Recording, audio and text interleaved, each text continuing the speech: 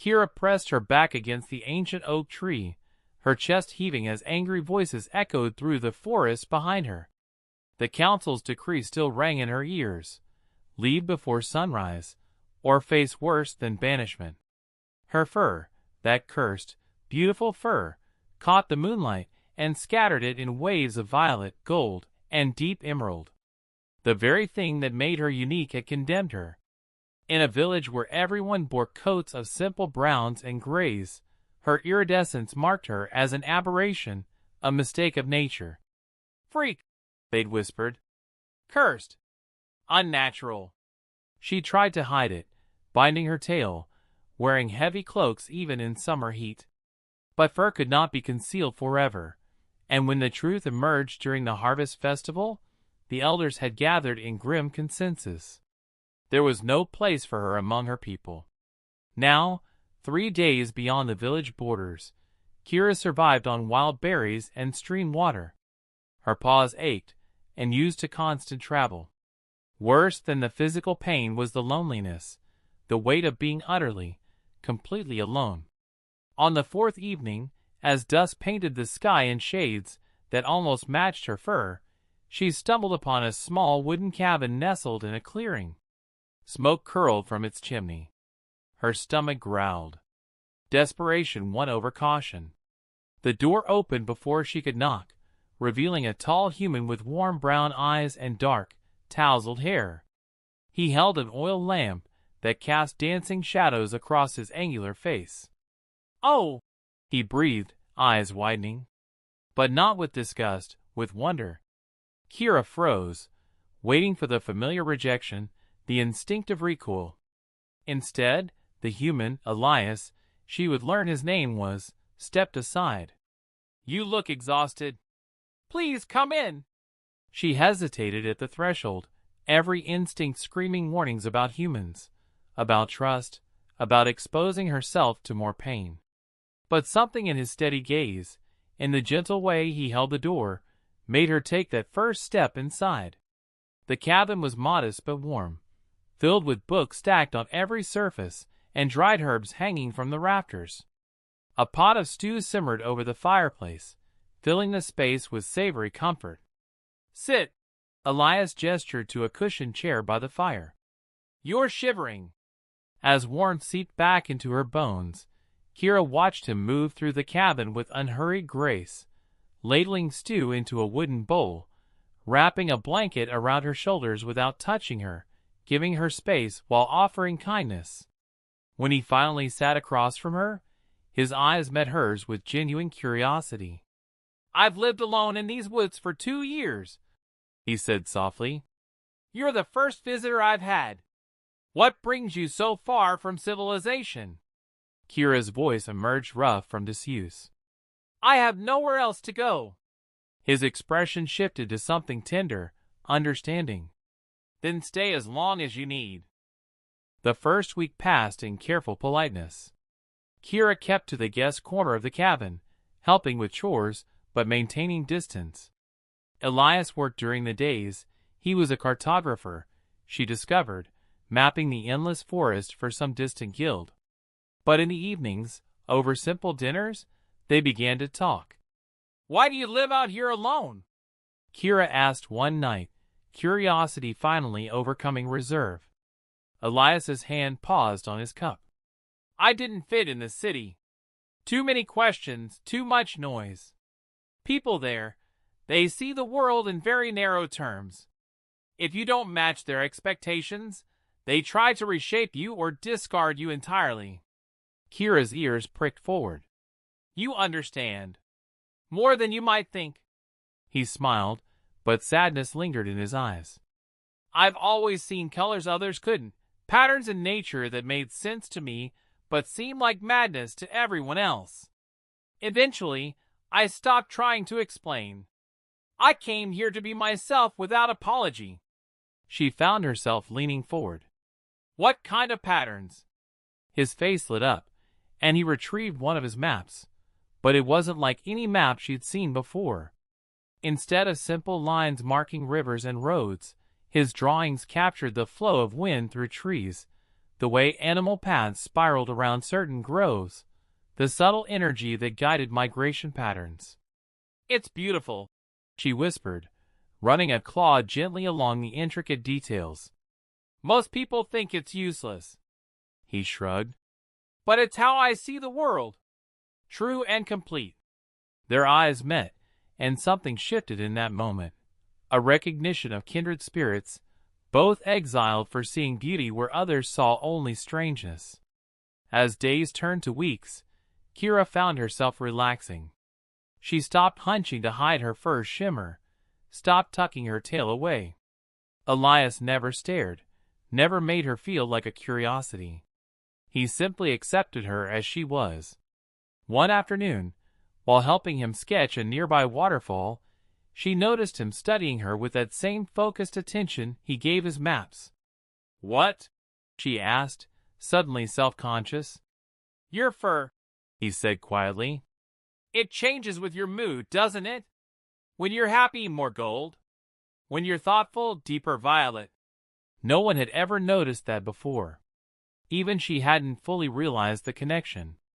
"Ah, yes. I think so," he smiled. "It's remarkable. Like you're wearing your heart on the outside. Honest. Vulnerable. Brave." Her breath caught. "They called it a curse. They were fools." He said it with such conviction that tears pricked her eyes. "Kira, you're extraordinary." The blanket around her shoulders suddenly felt too warm. The space between them, too small and too vast all at once. She could smell the pine soap he used, see the flecks of gold in his brown eyes. "Elias," she whispered. He reached out slowly, giving her time to pull away. When she didn't, his fingers gently touched the fur along her arm, stroking softly. The sensation sent warmth cascading through her body, not just pleasure, but the profound relief of being touched without fear, without judgment. "Is this okay?" he murmured. She nodded, unable to speak, and let herself lean into his touch as his fingers traced patterns through her fur, each stroke an affirmation of her worth. The season turned. Autumn painted the forest in colors that rivaled Kira's fur, and she found herself laughing more, the sound strange and wonderful after so long. She and Elias fell into an easy rhythm, working side by side during the day, sharing meals and stories as twilight fell. But beneath the comfortable routine, something else grew, something neither quite dared to name. One evening, caught in a sudden rainstorm while gathering firewood, they stumbled back into the cabin soaked and breathless. Kira's fur was plastered against her body, and she shivered despite the fire Elias quickly coaxed to life. "Here," he said, bringing towels and the thick blanket from his own bed. She took them gratefully, but her hands were shaking too badly to manage the fastenings on her vest. Without thinking, she reached for help, and Elias was there, his hands steady and warm as he helped her with the buttons. His fingers brushed against her collarbone, and they both froze. "Kira," he breathed, his voice rough with something that made her heart race. She looked up, meeting his gaze. In the firelight, his face was all sharp angles and soft shadows, his eyes dark with unmistakable longing. "You should tell me to stop," he whispered, but his hands remained on her shoulders, thumbs tracing small circles against her damp fur. "I don't want you to stop," she admitted, the words barely audible. Something broke then, restraint, hesitation, all the careful distance they'd maintained. His lips met hers in a kiss that was tentative at first, questioning. She answered by pressing closer, her hands fisting in his wet shirt. The kiss deepened, became hungry. His hands slid into her fur, fingers spreading across her back, and she gasped at the sensation, so intimate, so achingly good. No one had ever touched her like this, with desire and tenderness intertwined. They broke apart, breathing hard. Kira's fur rippled with waves of gold and crimson, colors of passion, of want. "Your room or mine?" Elias asked, voice husky, eyes searching hers for permission. "Yours," she decided. "It smells like you." He laughed, a sound full of joy and relief, and took her hand, leading her to the bed where they'd both dreamed of this moment but never dared speak it aloud. He undressed slowly, giving her time to change her mind. But Kira watched with fascination, appreciating the lean strength of his body, the way he looked at her like she was precious, like she was art. When he returned to her, his hands were reverent, exploring the landscape of her body with the same attention he gave his maps, noting every place that made her gasp, every touch that made her fur shimmer brighter. "You're so beautiful," he murmured against her throat, and she believed him because his body didn't lie. The want was evident, the desire honest. She pulled him down, needing to feel his weight, his warmth, the solid reality of being wanted completely. And when they finally came together, it was like coming home after a lifetime of wandering, perfect, inevitable right. Morning arrived soft and golden. Kira woke wrapped in Elias's arms, her head tucked beneath his chin, her fur still emanating a warm amber glow that spoke of contentment. She'd never felt so safe. Elias stirred, his hand instinctively tightening around her waist before his eyes opened. When they did, he smiled, that devastating, tender smile that made her heart ache with happiness. "Good morning," he whispered, pressing a kiss to her forehead. "Good morning." She nuzzled into his chest, unwilling to leave this perfect bubble just yet. They spent the morning in bed, talking and touching, learning each other in sunlight as they had in shadow. Elias traced the patterns in her fur, discovering that different areas held different textures, softer behind her ears, sleeker along her spine, impossibly plush on her tail. "I could do this forever," he admitted, fingers combing through the fur at her hip. "Then do," she challenged, eyes bright with mischief. He laughed and rolled her beneath him, kissing her until they were both breathless again. Their coupling this time was slower, more deliberate, a conversation in touches and sighs, building to a crescendo that left them tangled and satisfied.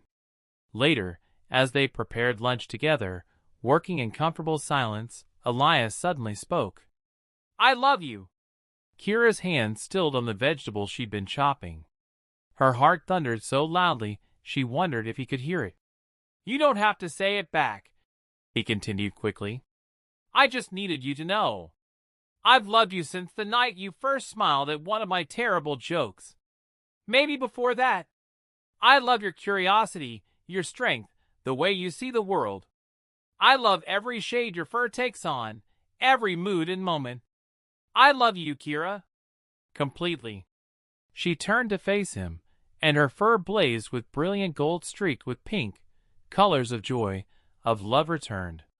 "I love you too," she said, voice steady despite the tears gathering in her eyes. "I thought I'd never find someone who could see me truly. But you do. You see all of me, and you love me anyway. No, not anyway.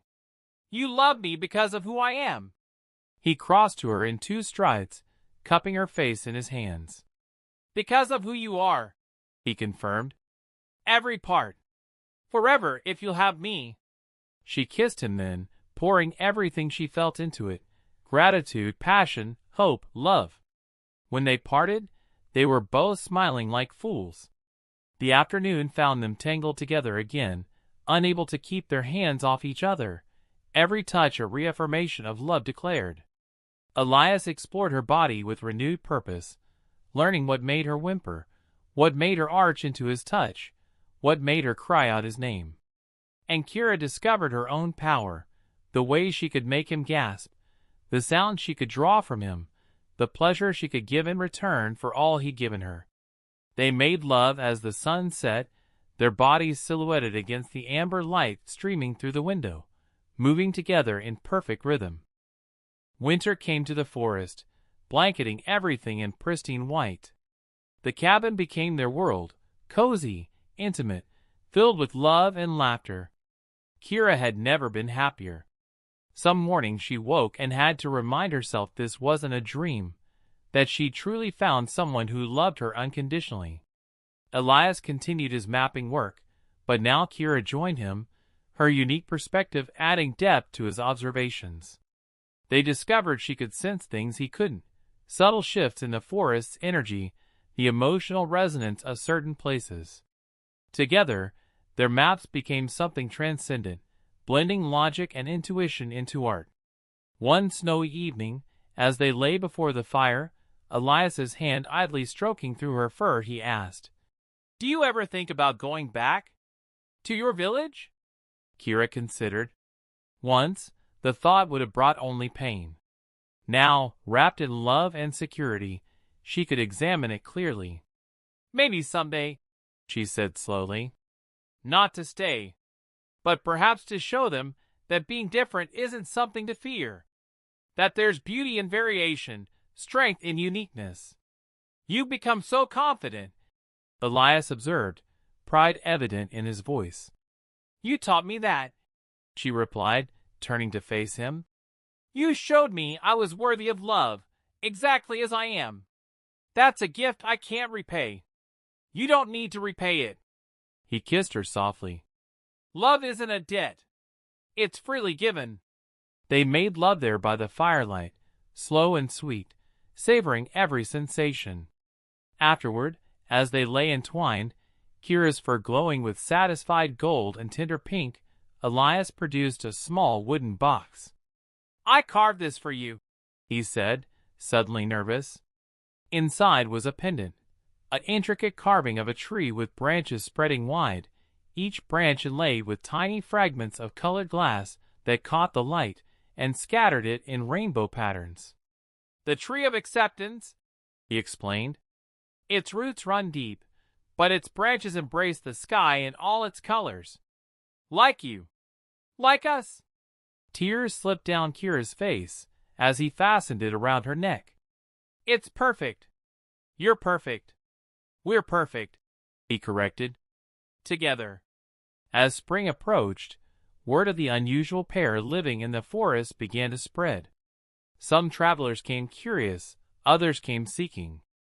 Outcasts, misfits, those who didn't quite fit the mold society demanded, they found their way to the cabin and found acceptance.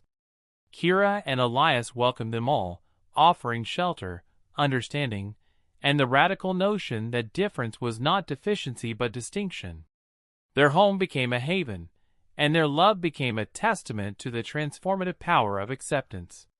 Years later, when travelers asked Kira about her iridescent fur, she would smile and say, "This is what love looks like when it's reflected back at you, colorful, bright, impossible to ignore. I was exiled for my difference, but in being exiled, I found the one person who loved me completely. Not despite my differences, but because I dared to be exactly who I was." And Elias, holding her close, would add, "She taught me that the most beautiful things in life are the ones that refuse to be ordinary. She is my extraordinary, and I am hers." Their love, like her fur, shimmered with 1,000 colors, each one a shade of happiness earned, acceptance given, and a home finally found.